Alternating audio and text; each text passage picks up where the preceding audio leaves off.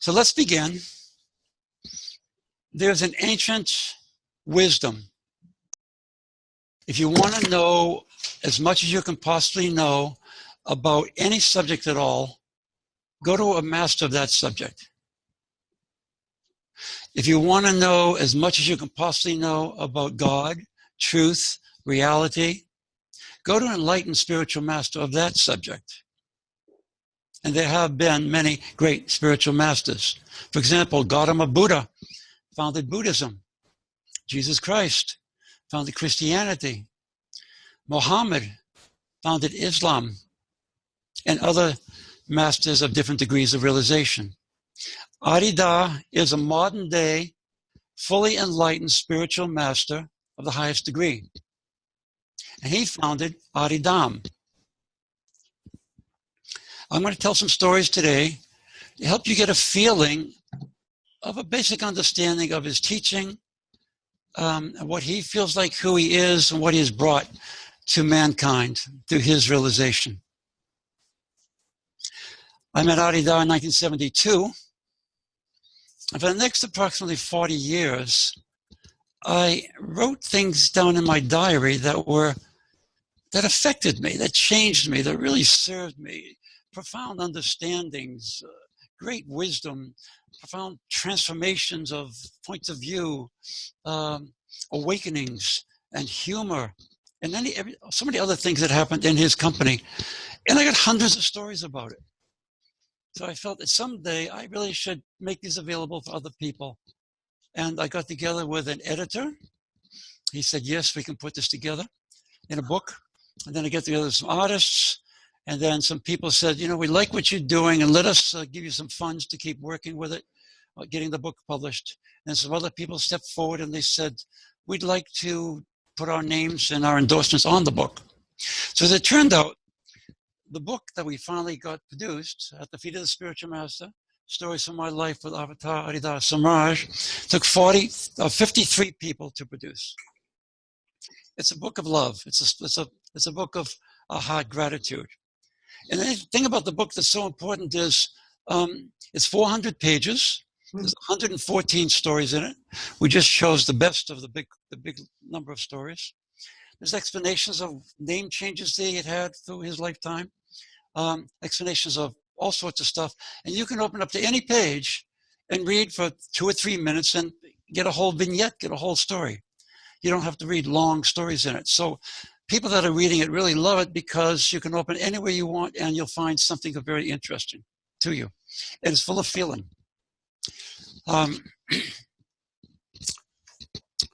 It took me 6 years to produce the book, and it was actually full-time. And the stories that I'm going to tell you tonight, maybe 10 or 11 or 12 stories from the book. Right? And when I tell these stories, you may have questions about what I say. I might say something that, if you're not familiar with Adi Da's teaching, something that you don't agree with, something that's contrary to your present beliefs. All I suggest is make a note of it. Once the presentation is over, we're not going to actually take questions because that could be a little too complicated with many hundred people online. But get the book, and you'll find all the answers in it. In fact, you will. Also, you can pick up any one of Adi Da's books, and you'll find the answers in that as well. So this is a storytelling event. It would be a book signing event, too, if we were here physically. But if you ever do get a book and you ever come to a presentation that I'm doing, bring it, and I'll be really happy to sign it if you'd like that. It cost $19.95, whether I sign it or not. So to make use of this time, rather than just sit back and listen to these interesting stories, you'll get more out of it if you participate. The best way to participate is to stay open. Allow yourself to feel. Allow yourself to receive what's being offered by an enlightened spiritual master through his stories.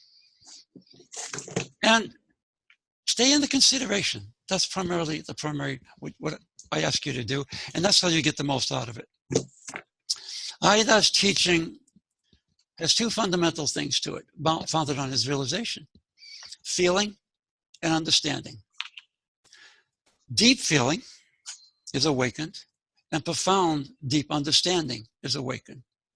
And when that happens, when the awakening of deep feeling and deep understanding, you can use that in any way, any religion, any practice, any path that you're following, because it will help you to grow in that path. I'm hearing some noise in the background, so I don't know what that might be, but everything should be muted, I would hope. So let me tell you some stories, a little bit about my story of seeking before I met Adi Da. I was born in 1940 in Boston, and I went to follow the religion that I was born into. I had a belief in God and an understanding that there is a creator and a greater reality, and someone was really in charge.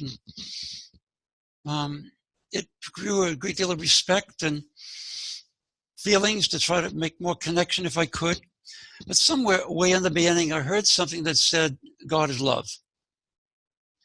And to me, that meant that God is happiness, because I felt that love is happiness.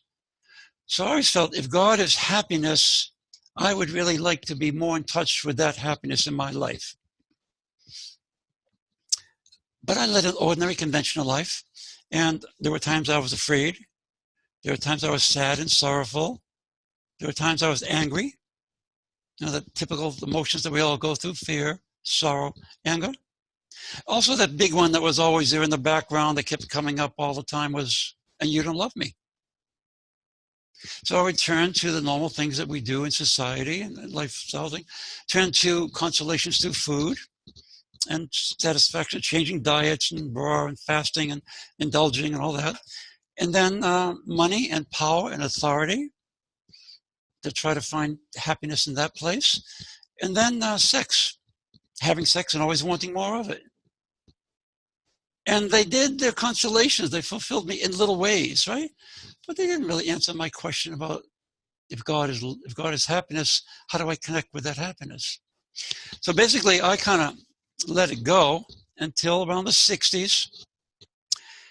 The gurus started coming from India, and a lot of people were very involved in saying this the way of happiness is about going with the gurus and following those paths. And I felt that might be interesting, so I certainly looked into the opportunity of being with a guru, and I found one guru, and I was with him for 6 months, and I really felt that he helped me concentrate and focus and stay open and stay relaxed, but it didn't touch my heart. So I didn't stay there, and I moved on, and I found another guru who basically taught me to meditate, get a proper diet, get a proper exercise, get the body to be strong, to do the religious practices called pujas or worship, and live a relationship, a guru-devotee relationship with this guru. And as I did all the things and was living the relationship with him, I began to feel the energies in the body became balanced and more harmonious, and I began to feel subtler things. And in that subtler sensitivity, I began to have spiritual experiences. And I felt that those spiritual experiences were really profound, because they were actually bringing me out of my conventional point of view of life into a deeper, greater feeling, awareness of life, a greater consciousness of life. I was involved, happily. And I studied for 3 years, and I was initiated in different levels of growing in that practice. And there was a place up in the northern part of the country that I would go to occasionally, like on a retreat. And all the people there were dressed in white. They're all mellow, soft-spoken. They were caring. They were feeling. I was welcoming. There was no competition, no aggression, no. It was an open society, community of people that I really liked. And I figured, boy, someday I'd maybe like to go and live there. Well, after 3 years, studying his teaching and feeling my life and all its options, and still looking for the depth of happiness that seemed to be resolved by having spiritual experiences and living this guru-devotee relationship with this guru, I decided to drop out and I moved to the community.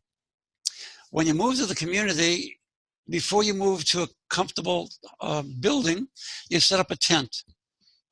And so I figured I'm going to put a tent in the woods. I'll get a teepee. The Indians did it. It'd be fun to do. So I brought a teepee up. I went up there. I put the teepee in the woods. I placed my books next to me. And I looked around and I said, okay, I'm going to be Swami Jerry. This is what I want to do. This is not about the success and money and not about the seeking and all the other ways. I think this is where happiness can really be blooming and growing. But it started snowing right away. And it got very cold very fast. So I immediately went back to the hut where it was warm and comfortable with potbelly stoves and wood furnaces. And it snowed for 3 solid days. And every day I look out at my teepee and my books there and I'm going, I'd like to get there someday. But after 3 days, I went to the person in charge, the Swami in charge, and I said, what's with the weather? He said, this is the wintertime. It snows here. I said, okay, well, when's it going to stop? He goes, well, it usually stops when it gets warm, like in April. I said, okay, well, I'll tell you what. Here's my consideration. My brother lives in Los Angeles. I'm going to go down and visit him and stay there where it's warm until the springtime, and I'll come back in April. He looked at me and lifted some real eyebrows and said, you think that's the way to start a spiritual life? I said, no, but see, it's too cold here, and I guess I'm going to have to do that. So I left. My story's just about over. I went to Los Angeles. I went to my brother's place, had dinner with my brother and sister-in-law, and then I called a friend, and we talked about our lives. And he had a teacher, and I had a teacher, and he had some spiritual experiences, and I had some. So we started comparing spiritual experiences. And it was the first time I noticed it that when you have a spiritual experience, you can get a status from it. And we were competing about who was having better spiritual experiences rather than sharing the happiness of a greater reality. So that was kind of a glimpse of, oh, even if you're having spiritual experiences, you can be egoic about it. That's interesting. Anyway, after a while, he said, what are you doing tomorrow? I said, no, I'm waiting for springtime. He said, I'd like you to meet this guy. His name is Franklin Jones. I said, sounds like an ordinary enough name. Why do you want to meet him? He said, he's a good man. He has good energy. So I figured, I have nothing to do. Sure, I'll meet you tomorrow and I can meet this guy. There was nothing formal happening with Franklin Jones at the time. And Franklin Jones, by the way, is Adi Da's family-born name. He was called Franklin Jones by his mother and father. So in the morning, I had breakfast with my brother and sister-in-law. Yes, sister-in-law. And I said, I'll be back for lunch. Save some food for me in case I'm a little late. Just going to get down to L.A., find this friend of mine and meet some guy. Because all he knew was he was a nice guy and had good energy. So I left. I went to Melrose Avenue on Hollywood, California. And I found this store. It was actually a vacant store. It had been renovated. And there were a couple of guys sitting inside it, inside it were painting the walls, painting the floors. The smell of paint was in the air and drop cloths on the floor. And I didn't know what it was going to be. I didn't know what it had been, just a vacant room. There was a couple of guys working in it. At one point, I was talking to my friend. At one point, the door opened. Franklin Jones walked in the room. And immediately as I turned and felt him, I was overwhelmed with this absolute feeling of happiness. It was completely unreasonable. It was ecstatic. Man walked in the room. I felt him.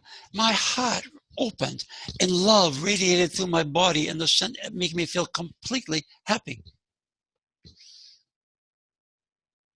To me, it was like wonderful, but crazy, because I looked at him and I felt, I don't recognize him. He looks like a nice guy from Los Angeles, good-looking guy, and he was wearing a beige V-neck sweater, long sleeve, with no shirt underneath it. And he had some comfortable loose pants on and some sandals with no socks. He looked like, it's springtime in Los Angeles, he looked like a guy from Los Angeles. It was February, but Los Angeles is warm. But I was thrilled to see him, and I felt that I knew him really deeply. So as he walked around the room and he said hello to the other people there, the two guys, I was trying to figure out, how do I know him? Why do I know him? Then the mind came in play. See, the feeling is coming from the heart. The mind opened up because it wanted its 2 cents. And it said, I know why I know him. I think we went to high school together 15 years ago.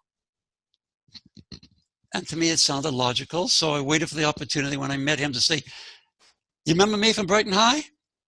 But it turned out that he actually didn't give me that opportunity, thank goodness. But he said, when we were introduced to each other, he said, what are you doing? Sounded like he wasn't asking, what am I doing standing here? It's kind of like, what are you doing with your life? What's your life all about? I immediately knew I didn't go to high school with him. I also immediately knew that I liked him. And I didn't know why I felt that great happiness. Right? It came to me when I began to understand the teaching in time that Adi Da is enlightened. He's completely surrendered to the divine reality that's living all things, the conscious existence of life. And the conscious existence of life is radiant love bliss, non-separate radiant love bliss. He became awake as that. He became his realization. He walked in the room simply free. My heart felt that and opened up spontaneously in his company. But I didn't understand it at the time. So he said, what are you doing? I said, I have a teacher up north in the woods, and I've set a teepee up there, and I'm going to move there when the weather gets warmer. He said, that's nice. What are you doing tonight? I said, no, nothing special. I'm kind of waiting. He said, a few of us are going to get together. You should come. It was a pleasant invitation. So I said, sure, fine, happy to. See, there was no formalities. He talked to some other people, then he left. I hung around with my friend for a while. And then I went to my friend's house and had dinner with he and his wife and his daughter. And then when it came time to go to this meeting, I went with my friend and his wife. We went to the meeting. There were 7 other people in the meeting. So with my friend, his wife, and I, the total count of people that were attracted, getting interested in Adi Da were 10 people. Early February 1972, 46 years ago. Interestingly, when I tell these stories, it's like they happened today because they're so alive and feeling. So we talked, the group of 10, for a few minutes until Adi Da came and took his seat. And then I figured, I'm going to find out, why do I feel so happy to have seen you, to feel you? And did we go to high school together, or what was it?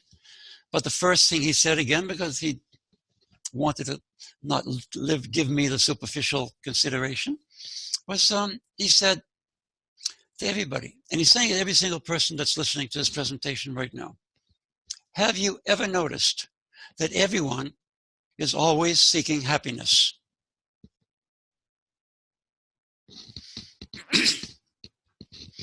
I immediately said, what do you mean? He said, have you ever recognized and realized and noticed that you are always seeking happiness, always seeking happiness?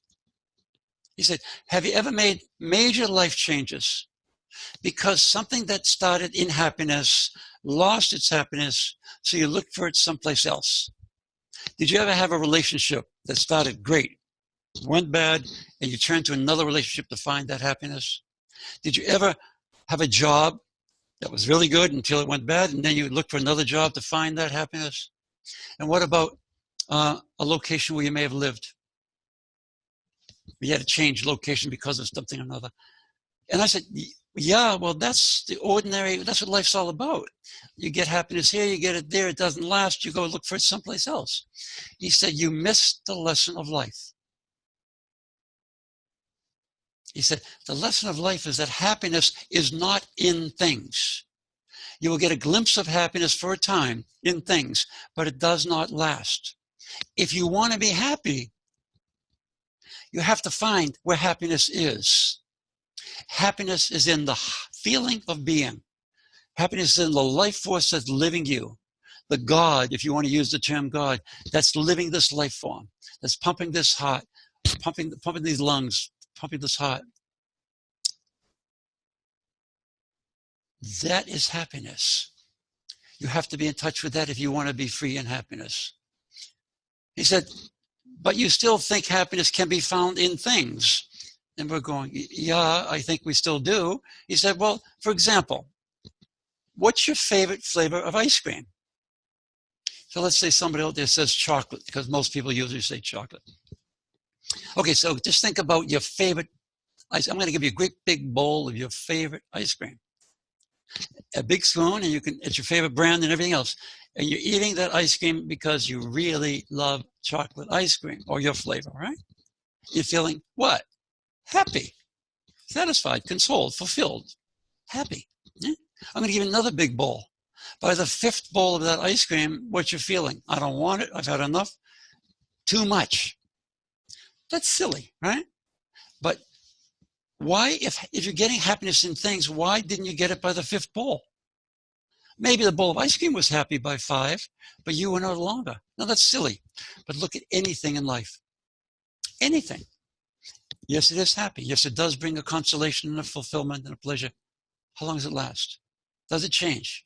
Do you lose that degree of fullness? Yeah? That's the lesson of life. So I was sitting in the room with Franklin Jones, being blown away, because my whole search was, where is happiness? Where is God is happiness? Where is the happiness of God? And he's saying it's not in things.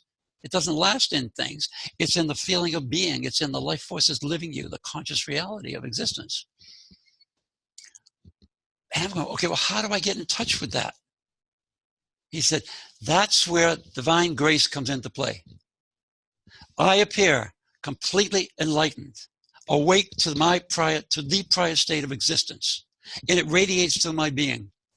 And if you feel me, your heart becomes attracted to me, because the heart always will recognize the truth when it's felt. Heart will be attracted to me. And as you're attracted to me, you will feel my freedom and my happiness and want to be involved more. And then I give a teaching to show you what it's all about, what you're being attracted to, and what you're doing that's preventing you from constantly turning back to that attraction. He said, that is the ancient way. That's the way it always was with the great realizers. Jesus, Moses, Buddha, others, Muhammad.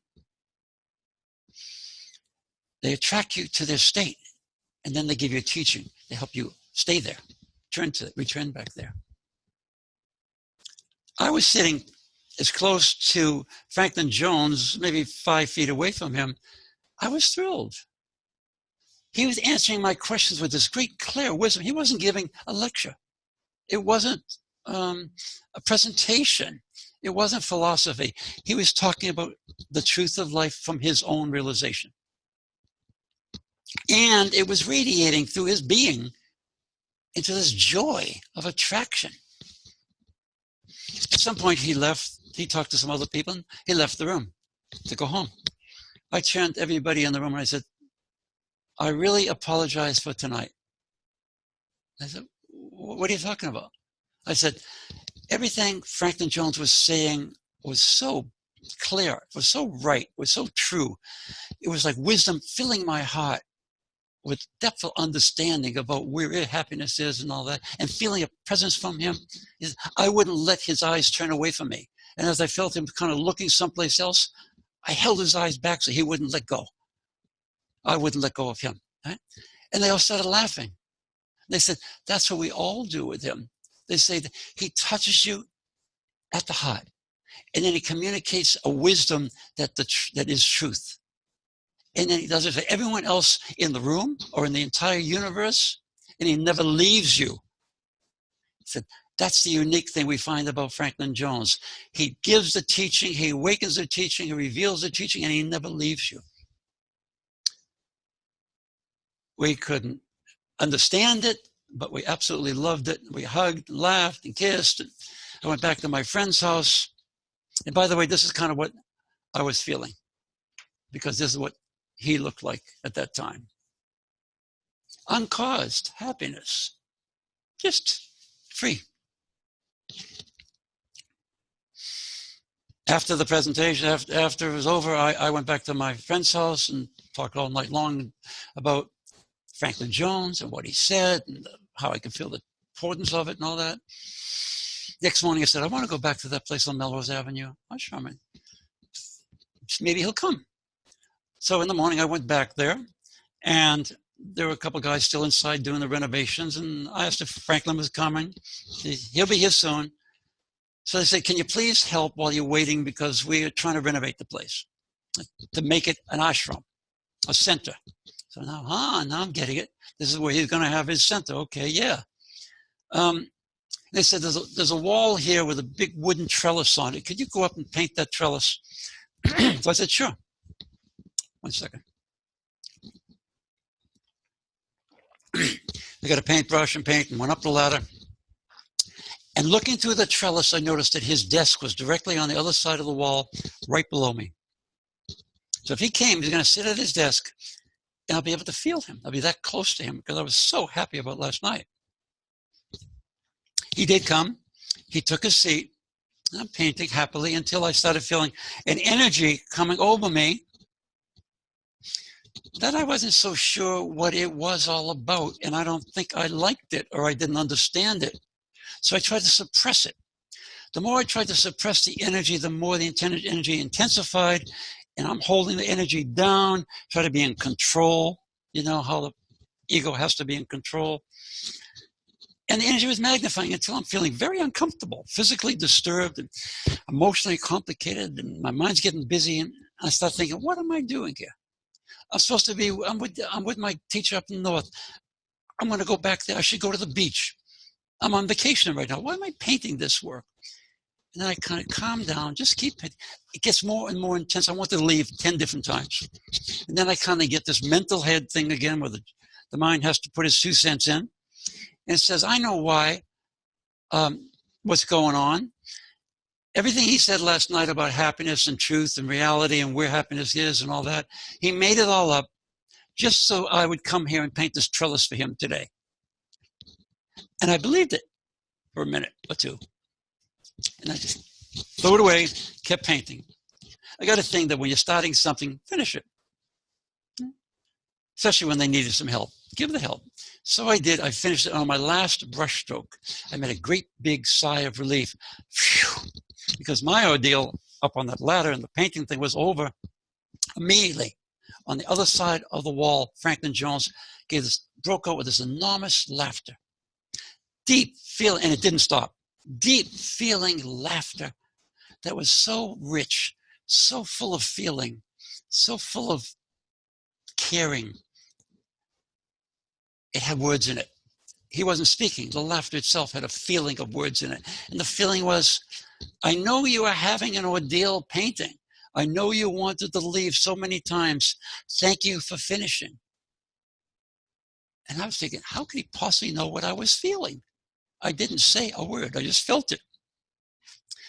But feeling him, feeling what I'm feeling, turned me to him more, and I'm turning into his laughter, which continued to grow stronger and stronger until I started laughing with him. And then he says, and if you want to be with me, you can stay with me. The entire basic teaching of Adi Da was given on that very first day of service, without a single word spoken. I was on the ladder. For whatever reasons, contracted, reactive, disturbed, self-meditating on my problem. Yeah? And wanting to leave, wanting to get out, run away. And I feel something attractive, a feeling of happiness, a feeling of love, of welcoming, of embrace. Yeah? And I turn to his feeling, and I'm laughing with him. That is the teaching. From self-contraction, you get attracted to his state, and you forget your own problem. And I completely forgot my problem. I was just happy to be in connection, in relation, in communion with him. It is the teaching. And then the whole understanding of everything has to happen. And that's what the writing is all about. The communications are all about. The transmission of love is the way. How did I even said, it's just about love. The relationship. So after a while, he left.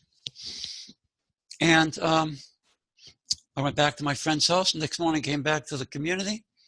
And Adi Da said, come to the back room. This is the back room of the Melrose Avenue ashram. That's Adi Da sitting there. The guy with the curly hair, that's me back in 72. Other dear friends there as well. He said, I would have hoped that I could have just sat silently. You would have felt my presence, felt my state. I could speak to you something about it, and you would become my devotees. But you're so set in your egoic patterns, your egoic habits, egoic protections, mechanisms of self-defense and all that.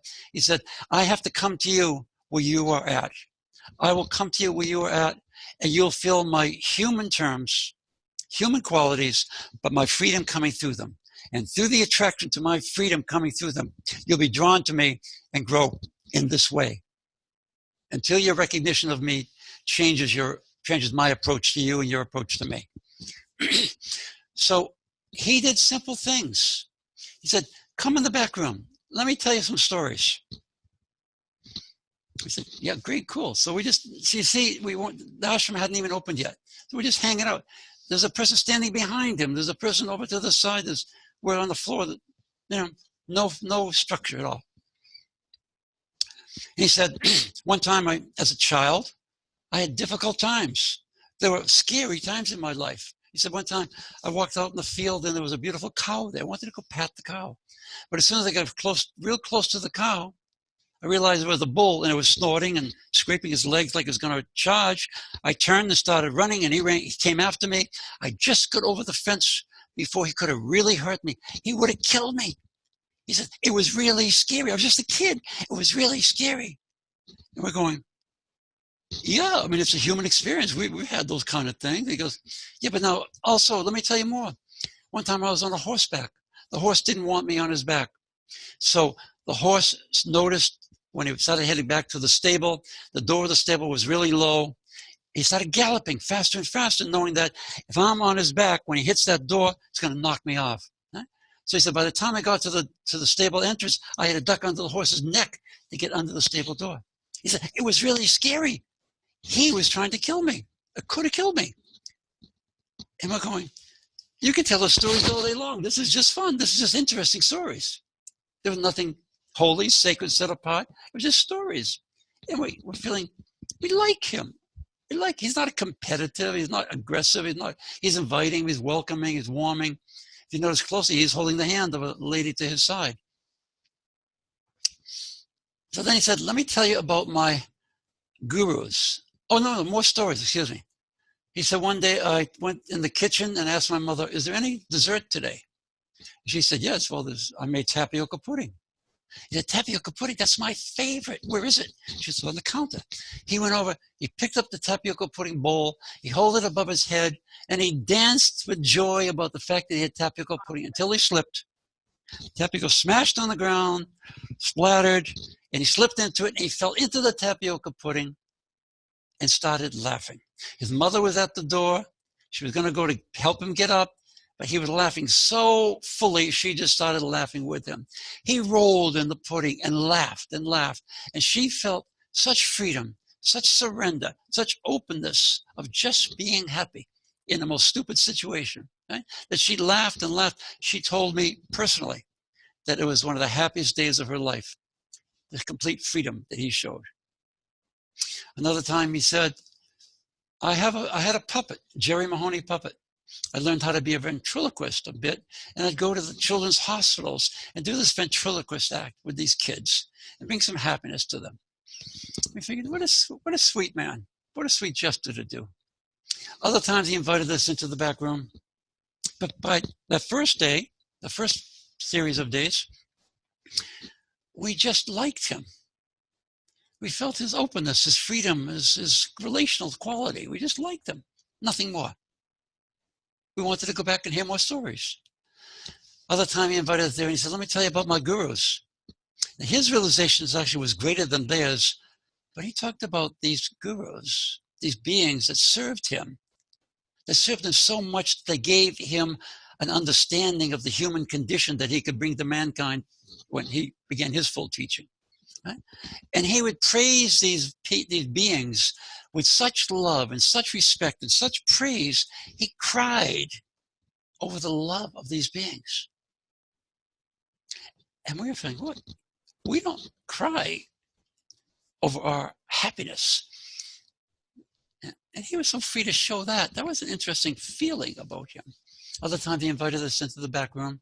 Again, he's just showing us human qualities and a freedom coming through them. He said, tell me your stories. Tell me about that wound, that heartbreak that happened to you, that you've happened a long time ago and you're still carrying it. And it's a deep wound that you have never let go of. We said, we don't want to talk about that. That's serious, right? And he goes, no, trust me. Tell me your stories. So we began telling him stories about people who committed suicide, people who were murdered, people who died from other ways, people who horrible things happened to. And something unique happened. If I tell you a story, you'll respond to what I say. He didn't show that. He showed that he's not separate. Because as we were telling our stories and we'd get emotional, he was already in the same place being emotional with us. And as we started crying, tears were already pouring down his face at the same time. At the same time. And as our emotions changed and we started getting lighter and softening, his body and his face got lighter and softening. He was actually living the actual experiences with us.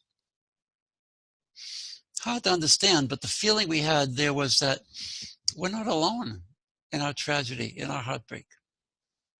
And then he said, after showing us that, and he said, but it happened to you a long time ago. You know, it was where you're at when it happened, this tragedy. He said, but you could have received it this way. And he'd take a person who told him some terrible story of a heartbreak and show him how, actually in feeling, bring them around to see it another way and feel a softness and more of an acceptance for the tragedy. And it softened.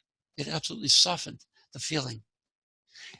And then he said, but it happened to you a long time ago. You don't have to carry it any longer. Give it to me. Trust me. Give it to me. Turn your feelings of heartache, of wound, of sorrow to me. And let me take it. I'll chew it up. I'll spit it out and I'll bring love in its place.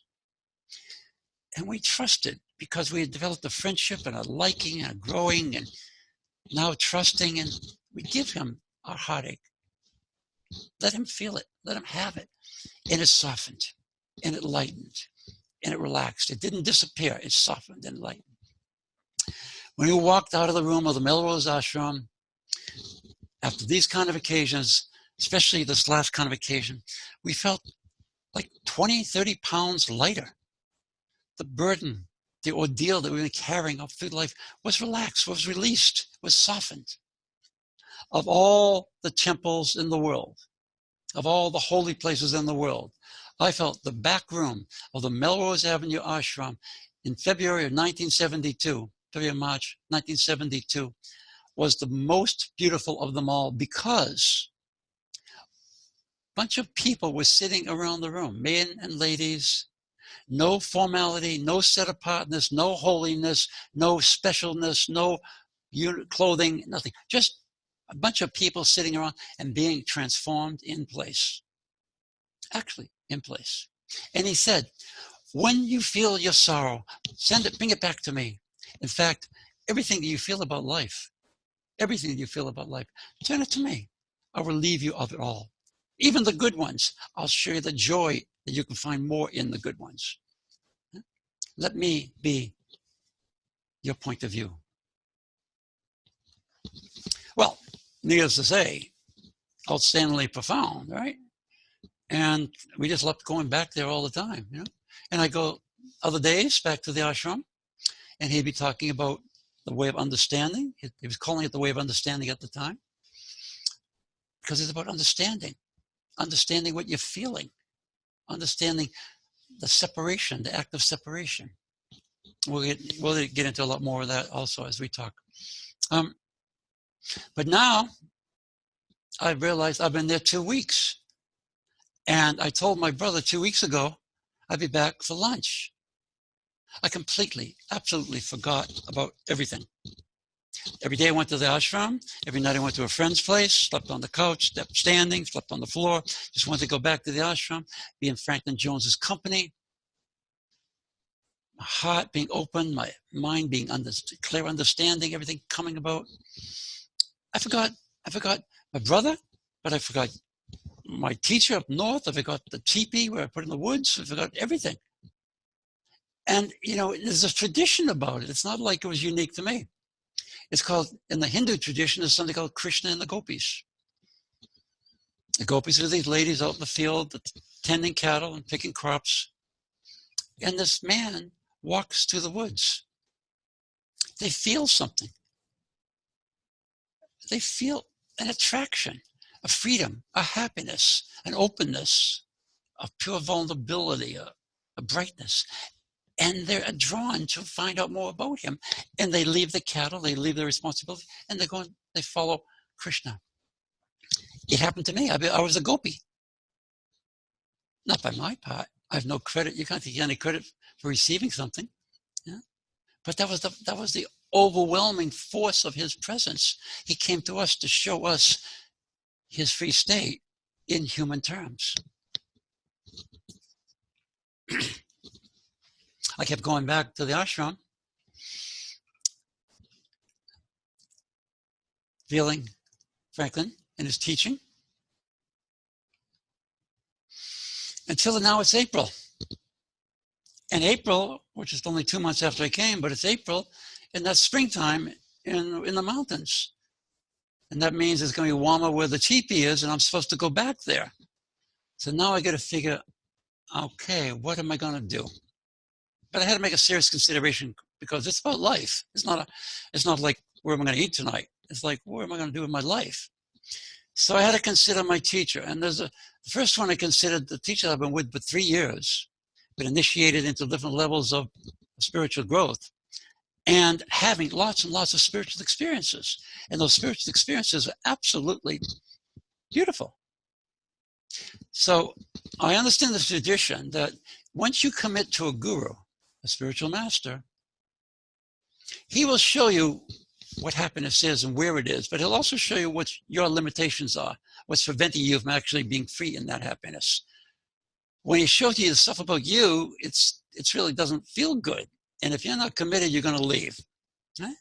So you have to stay committed. You don't break the relationship. So am I going to break my relationship with my guru? Yeah. And am I going to get karma from it? Yeah, I guess, right? But what else is there about his teaching? His teaching is all about meditation and puja, which is worship, and diet and proper exercises, and a living relationship, guru-devotee relationship, that when the body becomes calm and balanced and equanimity and the energy starts flowing, you begin to have spiritual experiences which are showing you a greater sense of reality. And I was having them. So a lot of big checks on that side. I thought, how does it compare with what Franklin Jones is offering?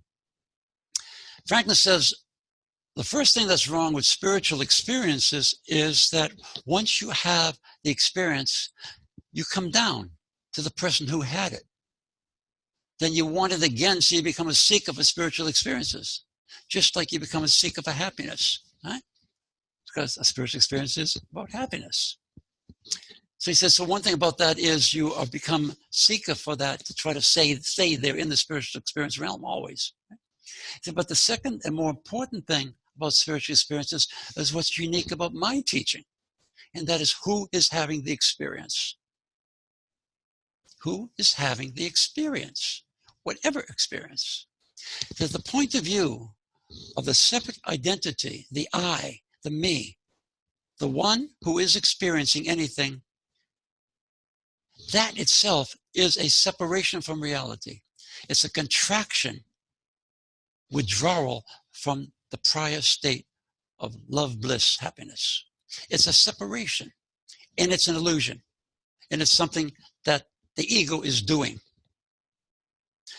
If you try to fulfill the ego by giving it experiences of all sorts and everything else, you are fulfilling something that's starting with a contraction, with a separation, with a disturbance, with a negativity. You're starting with that, right? His teaching is the transcendence of the separative identity, the transcendence of the separative point of view. And that transcendence is done through the attraction of his free state and the understanding that he reveals. He says, you can't surrender yourself because you can't go beyond yourself in surrendering yourself. There's always somebody doing it. You have to be attracted beyond yourself. And that's what his free state does. It attracts the heart. And then there's the explanation of it all. So I'm going, I understand Yogananda's teaching. Now I understand Adi Da's, Franklin Jones's teaching. And they're profound. But what am I going to do? I said, I love Franklin. I have to be with Franklin. So I said, okay. And I went to Franklin the next day. I said, Franklin, I decided I really want to be with you if you accept me. And he said, that's good. Okay, what are you gonna do with your stuff, your teepee and stuff you've left up in the woods? I said, well, I can go up there tomorrow and I'll be back in 3 days and I'll be here. He said, yeah, you should do that. But I was planning on opening the ashram, beginning my work in the world, formally. But it would happen while you're gone. So I'll wait until you return. Now, to me, that was such a sweet gesture of relationship. Because he says, I offer you a relationship, not a technique. It's a relationship. It's a feeling intimacy with my free state, with me. Right? It's not a technique to do things. I didn't understand the profundity of all of that, but when I did in future days, it was that he was going to take on people who were responding to him, grow them into becoming his devotees, and grow them into becoming awakened to the prior state of reality, and then going out in the world and transforming mankind. And that's what he's doing now. That's what this presentation is all about. He's moving into the world through his devotees to transform mankind by having them come to him. And he does the awakening. So I went up to Northern California. I went up to my place with my in the woods, and I got my teepee, came back down, and the ashram opened on April 25th, 1972. This is the front windows of the ashram. There's a bookstore in the very front. Behind that is a big meditation hall, and behind that is a small office space where Franklin was talking to us, sitting around with stories. I'm going to tell one more story, and then we'll take a little 5-minute break. And then we'll come back after the break and tell two or three more stories, and also show a 13-minute video of Adi Da, and I'll give you a full understanding of his lineage, and so a lot more about it. He'll be speaking also. In October of 1972, and again, these are the early days.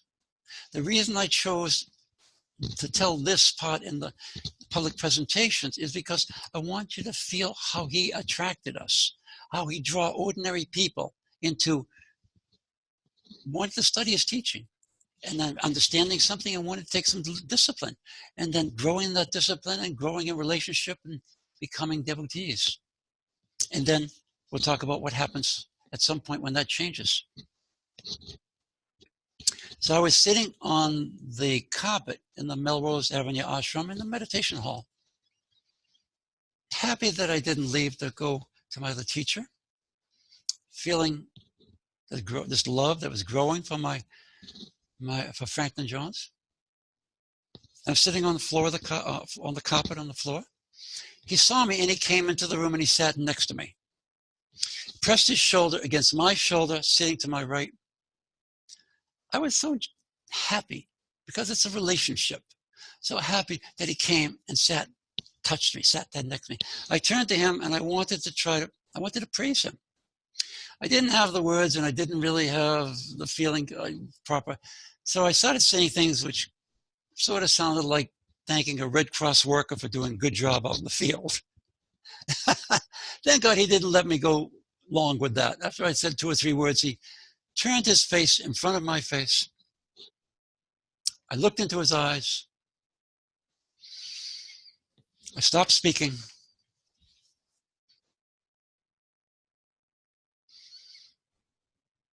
I felt a happiness, an openness. And then his pupils started enlarging, larger and larger and larger, covering the whole color of his eyes. And as his pupils expanded, he was showing me absolute vulnerability, absolute no defense, no protection, pure open vulnerability. Tears poured down my face while my heart was radiating with this bright feeling of freedom. If there's a word to describe absolute vulnerability, one of those words would have to be love. And it was blissful. It wasn't, yeah, it's love bliss. It was love blissful, the natural state of existence. Tears kept pouring down my face, looking into his freedom through his eyes and the feeling that was transmitted through his eyes. After a while, even the sense of separation fell away. He wasn't over there, and I was over here. I wasn't looking into his face. He wasn't transmitting whatever he was doing to show me something. There was only the state, the condition of love bliss, the radiant condition of love bliss, with no one experiencing it. No separation. Just pure love, bliss, brightness. Mind that's completely stopped. Presence, time had completely stopped. It was absolute freedom. Uncaused happiness. And after a good while, in his perfect relational way, he leaned forward and said, "You should see what you look like." And he gave me a great big hug. I was covered with tears all over my face. I became his devotee that day, because prior to that, all the attractions, the interest, the study, the disciplines, growing in the way. But this day he showed me that he is his realization. He is love bliss. He is prior reality, the free state of existence. And I am that too. And it is the condition of all. My heart recognized, in that recognition, opened up into love, awakened love. And that's the sign of devotion. The word devotion is a nice word, but it is about love. I always thought the love I was looking for, the love I was searching for my whole life, God is happiness, God is love, would be something I could get and I could be happy. I didn't understand that I had to be transcended to feel the free state of happiness, which is my own condition, the condition of all, the divine unity of all, the non-separate reality of all. He once wrote a book called Not Two is Peace. I thought that meant bunch of us get together and we go out and transform the world in some way or another. And he said, no. What I understood later is that if you awaken to the prior state of reality, there is no separation in it. It's a divine unity. If you awaken to divine unity through his transmission and his gift, right, then there's no one to have conflict with, because you're all one divine unity.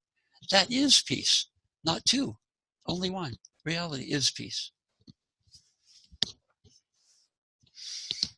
I know you're sitting at home or wherever you are, and I know you're watching this on the tube someplace. Hopefully you haven't had a lot of distractions. And if you've been drawn into the feeling that we've been doing so far, feel how you feel. You're feeling Adi Da. You're feeling a vulnerability, an openness, an availability, yeah? A deep feeling, if you are. All growth happens by deep feeling and understanding. Stay in that feeling. Come back in 5 minutes. Take a break. Da. Okay. Once we became sensitive enough to Adi Da's state, his nature, his condition, his state, and we began to recognize him at a depth, then he said, I am not going to come to you any longer. You should come to me in your devotion, in your recognition. I kind of wanted him to keep coming to us because I just loved to be around this wonderful man and the wonderful communications and everything that was happening. But once I began to understand what happened with the differences, when he was coming to us, we were familiar with him. He was a familiar other person. Great, everything all about him, but familiar other. But when we began to recognize his freedom, his state, we were no longer familiar with his free state because you can't be familiar with something that isn't separate. So it allowed us to recognize him deeper and to go further with him into his free condition rather than hold him apart as another. So some of these slides here are about as we moved along in time. And another story. My mother and father lived in Boston. And when they got near 80, they moved to Florida for the weather.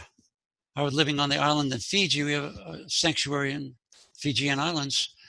And I called my mother and I said, how do you like living in Florida? She said, well, we like it a lot. The weather's really great. But what we like most about it is we go to the beach. There's a wooden bench at the beach. We sit on the wooden bench and we watch the passing parade. Kind of a poetic way of saying whatever she did, but watch the passing parade. I had no reason to ever mention that to anybody, and I never did. 9 years later, my father was rushed to a hospital in Florida, dying of a heart attack. I got a call on the island in Fiji from the hospital explaining that my father was dying of a heart attack. I mentioned it to a friend there, and he went forward and told Adi Da that Gerald's father was dying. And Adi Da said, come and sit next to me and tell me about your father. So I came and I sat next to him. And he said, tell me about your father. I started finding good things I could talk about my father. And they said, no, your father is dying. He needs to feel your love. Let me hear you talk of your love for your father. Feel your love for your father. Let me hear it. Full, bring it out. And I would talk about, you see, I didn't know if I loved my father. Because when I was a kid, he was always away. The politician and business and all sorts of stuff. He didn't really want to be a father. Right? So my mother brought my brother and my sister and I up. He wasn't around that much. But now I was calling for, recognize my love for my father. So I began feeling deeper and deeper and deeper by his grace, by his guidance, about how I was feeling a love for my father. He was there. He is my father. He is dying. And they said, cry for your father. Bring it all out. I know you can't do it, but cry for your father. He kept saying, I know it's difficult, but keep crying. Cry. He has to feel your love now because he's dying 12,000 miles away. I never thought somebody could feel love from someone 12,000 miles away. He said, love is unlimited. They call it love is a hole in the universe. It's unlimited. So I'm crying for my father and I'm feeling my love for my father. And it's going for like a long time, maybe an hour and a half, maybe even longer than that. And at one point I said to Adi Da, I said, it's too much. Can I move to the back of the room? He said, of course. So I went to the back of the room. This is a place on the Fijian Islands called Hymns to Me, a hall there.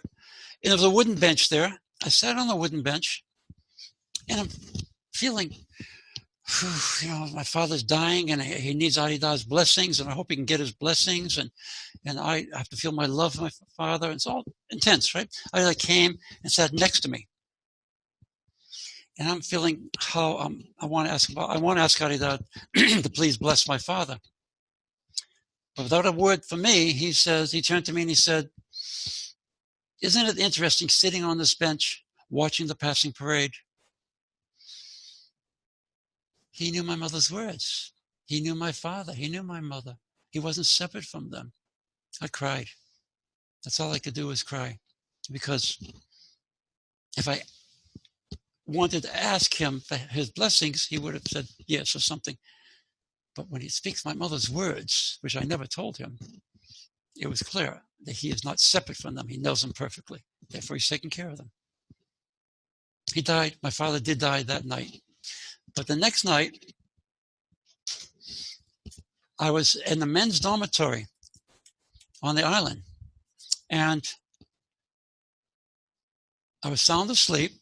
And about 2:30, 3 o'clock in the morning, I was awakened by my father's voice. And my father was a strong man. He had a deep voice, and he called me Jerry. Everyone else on the sanctuary called me Gerald because Adi Da said we should use our formal names. So early in the morning, I hear, "Jerry?" I wake up, and I could feel my father in the room. He died the night before. And because he was there, it wasn't a surprise at all. It was like, "You came to say goodbye. Adi Da brought you here to say goodbye. Thank you so much. This is where I live, and this is his sanctuary. This is where he is also.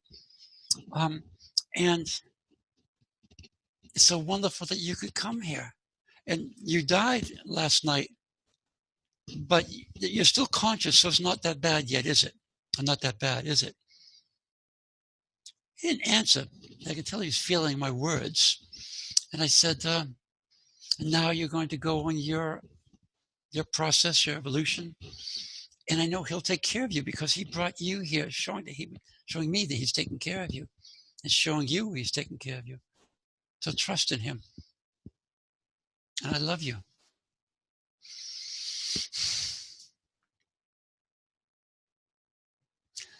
That was the first time I ever told my father I loved him. And I meant it. And Adi Da brought it out. After a short time, he left. It happened. It wasn't a dream. It was wide awake. It was real.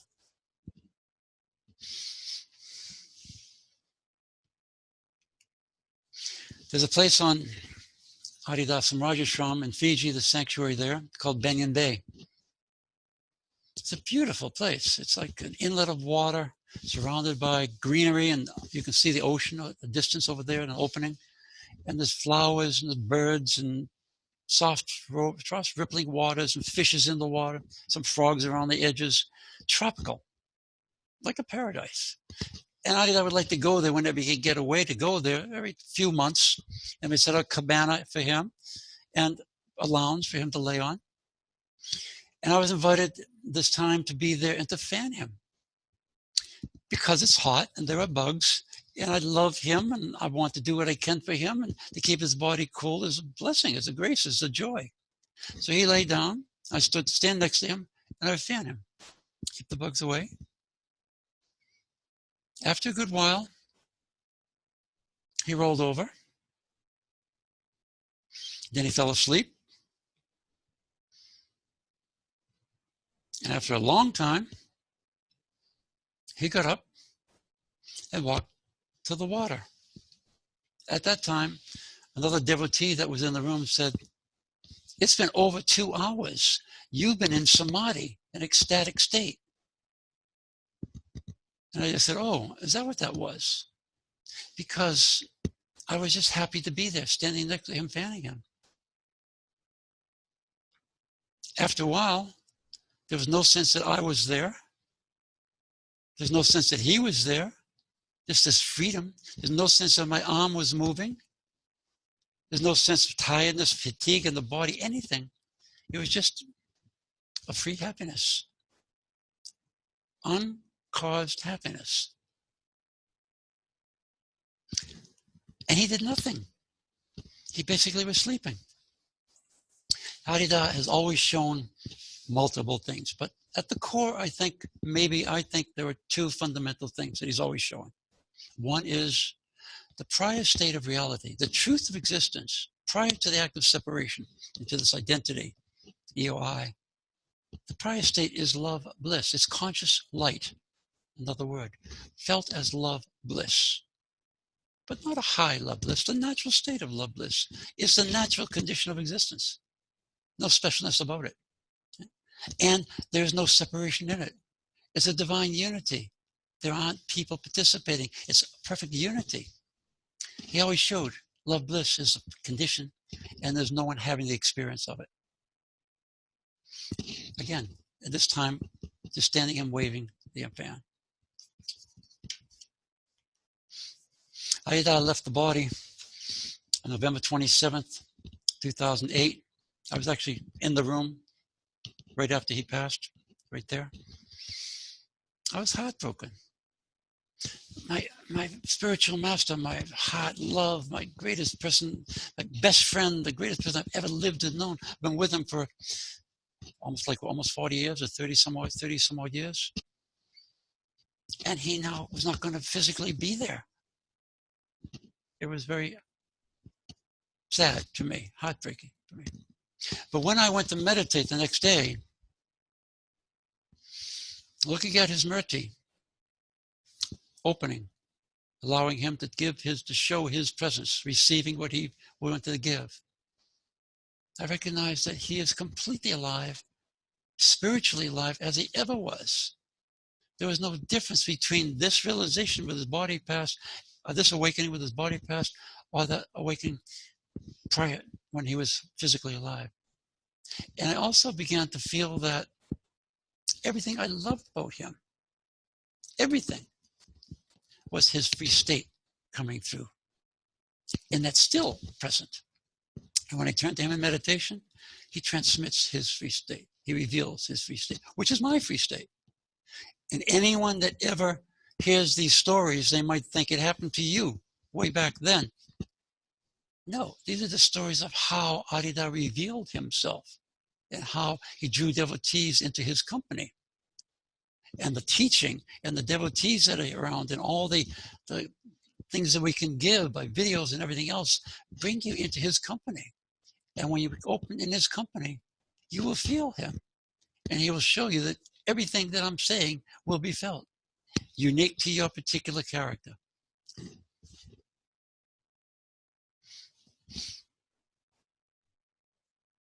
There's another photograph I want to show you. This is a photograph of Adi Da in the last years or so before he passed. If he had looked like that when I came, I probably may not have wanted to stay. It's too formal, it's too important, it's too impressive, it's too set apart, sacred, holy, whatever terms you might want to give for it. It's too much. But as a devotee, and recognizing what comes through his being, what radiates through his being, I feel it's a perfect example. Because in the early days when he had to come to us, where we were at, he had a great big smile. And it was like a welcoming. It was like, come and be my friend. Come and get to know me better, he kept saying. Right? And the attraction, the drawing was through his physical body smiling and showing. But once we began to recognize him, through our devotion to him, through his state, he didn't have to show anything except his free state. And his free state of love bliss is not an experience. It's the condition of happiness. And he stands as a free state radiant.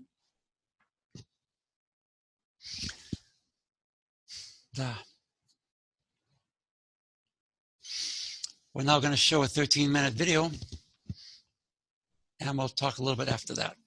Enjoy.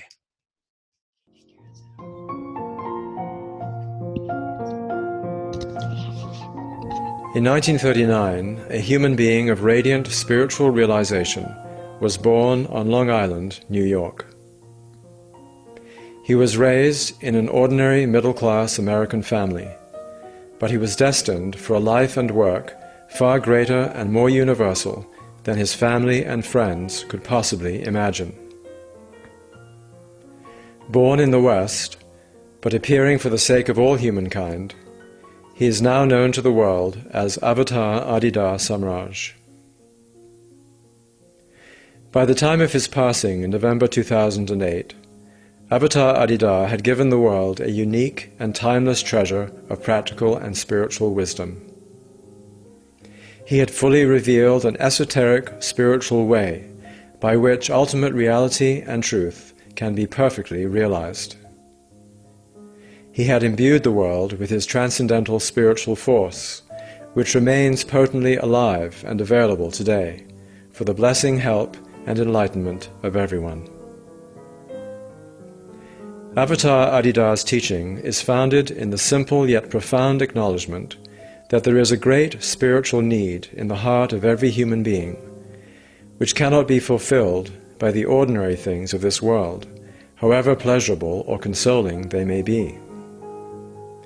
It is a universal and intrinsic yearning, deeper than the thinking mind. Avatar Adi Da addresses the human condition with exceptional clarity and depth, not merely as philosophical argument, but as a spontaneous expression of perfect spiritual realization. He not only speaks this realization, but transmits it directly to the feeling heart, the root of consciousness itself in everyone.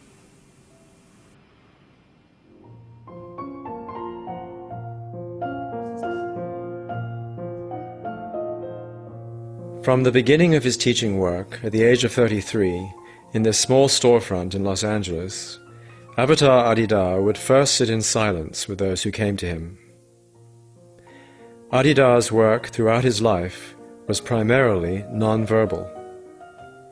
He would often respond to questions, but his principal answer to all those questions was his own divinely enlightened state, his transmission of conscious light, which would pervade the bodies and the minds of his listeners and dissolve all their questions in the heart.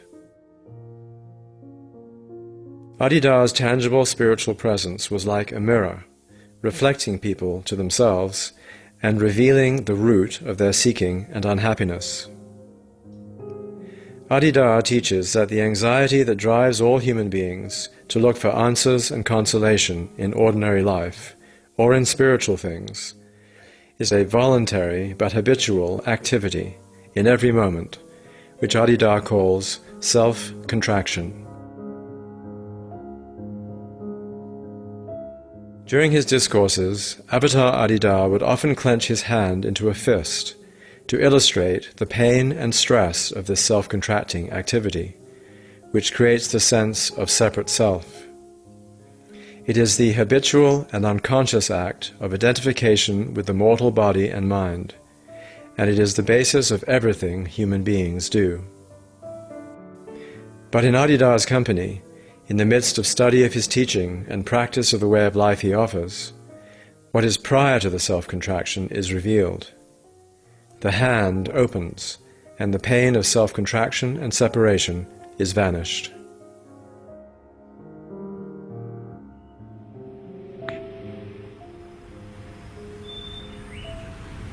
You can't make your way of life out of this experience here,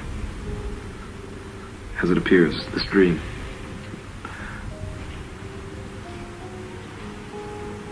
But you must recognize it, you must be awake in terms of it. You must enjoy that release that a person enjoys waking in the morning from his or her dreams the night before. That is what the spiritual process is all about. Being ultimately relieved of the force of this experience, this condition, this limitation, this dream here. And you're liberated from that in the process of our relationship. But only if you are related to me, truly, sacredly, spiritually.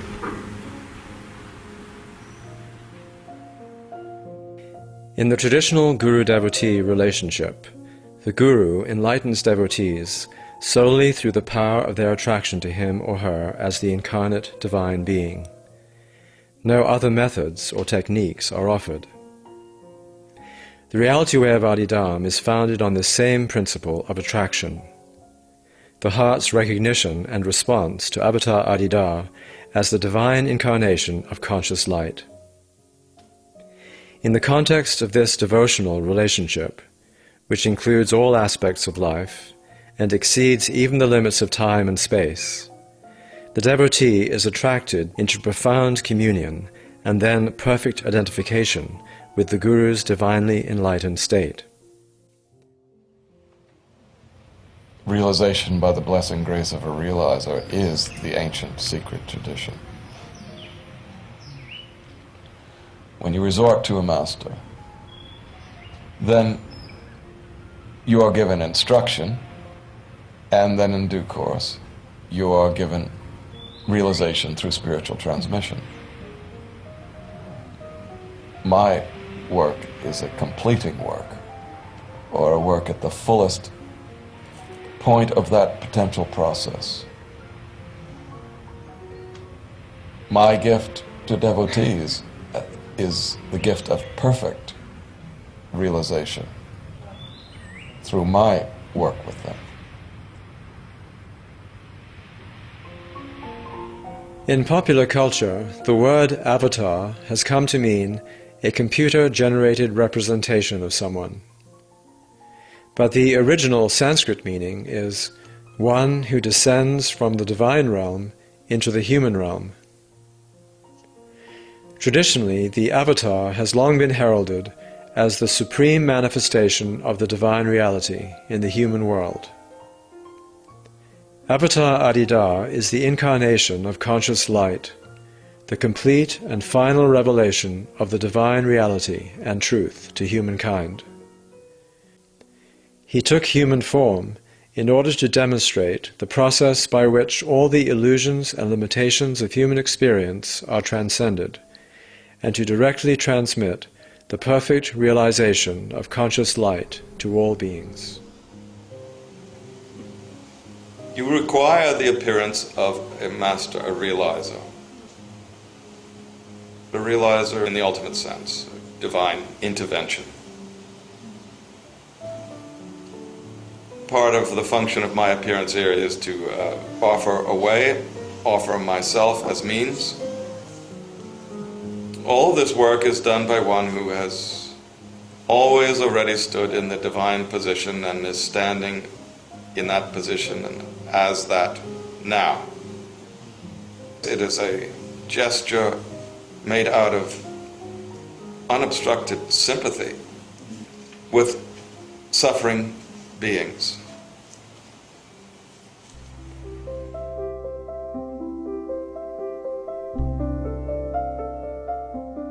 Even as a baby, Avatar Adi Da was alive as conscious light, which was his condition even prior to birth. As a young child, he gave it a name, the Bright, and his entire life was an unfolding demonstration of the Bright, first in relationship to his family and friends, then with various spiritual teachers and guides, and finally through his tireless work to teach and awaken others. Throughout his life, Adi Da simply revealed and transmitted his own state of conscious light.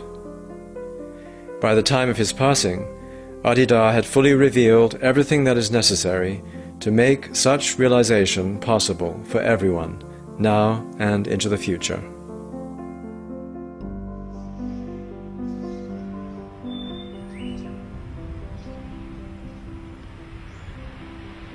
I am your real state, real condition, speaking to you, being present with you through a form like your own. I'm not merely suggesting all this is so, thinking it is logically so, communicating it to you as a metaphor. I am this. This is my realization. This is my state. I am telling this to you because it is also your state. I am here in this form to make this communication to you and this transmission to you so that you will realize that state.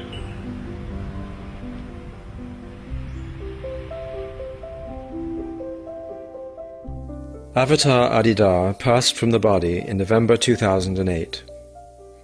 He had often said that his physical body was required only until he had created the means for the reality way of Adidam to remain available for all future time.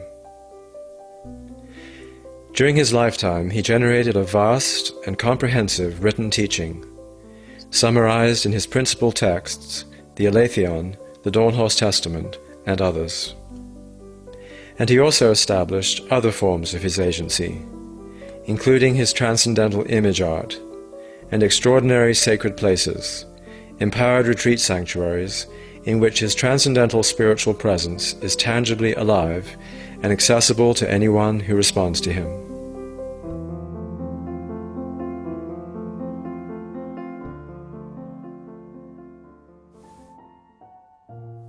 Before his passing, Avatar Adi Da made it clear that now that the reality way has been fully established, his radiant blessings extend to everyone, everywhere, forever. The liberating process he established continues, and for all who are attracted to him with an open heart, his transcendental spiritual presence of conscious light is as potently alive now as it was during his lifetime.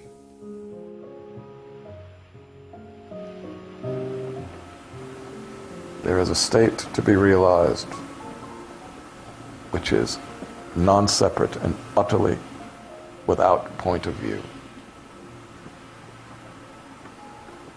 And it is the condition of all.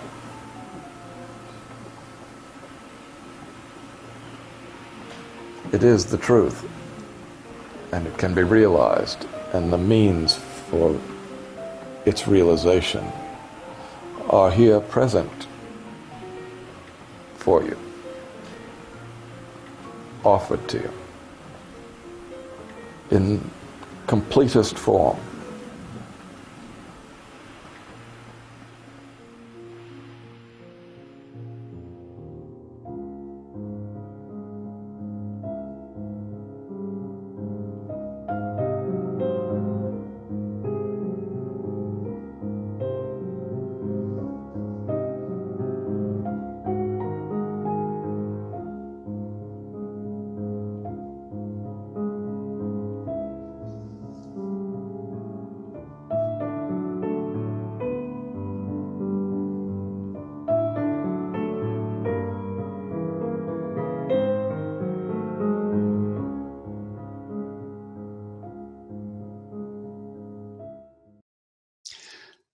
You may have questions or want some clearer understanding about different things that we spoke about today.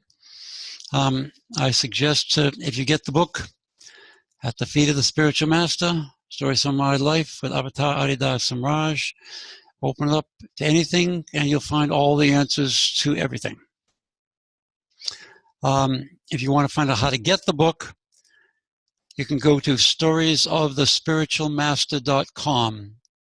Lowercase, no spaces. Storiesofthespiritualmaster.com. That'll bring you to my website where you can buy the book. You can find out history about how it was writing the book and more things about Adi Da and the community and such. This is from Adi Da Samraj. You are what you meditate on. Everyone transmits. All of you are transmitters. Each one of you emits invisible forces. These forces are locked up in your limited messages, and they reinforce the same limitations in others. Realizers of one or another degree of spiritual development, likewise by nature, spontaneously transmit what they are. Those less evolved transmit their realization. Those more evolved transmit their realization. Everything transmits. The stones transmit. The sky does. The television does. Since everyone and everything transmits states of existence, since life or existence itself is participation in transmissions of all kinds, the best thing you can do is to associate with the greatest possible transmission.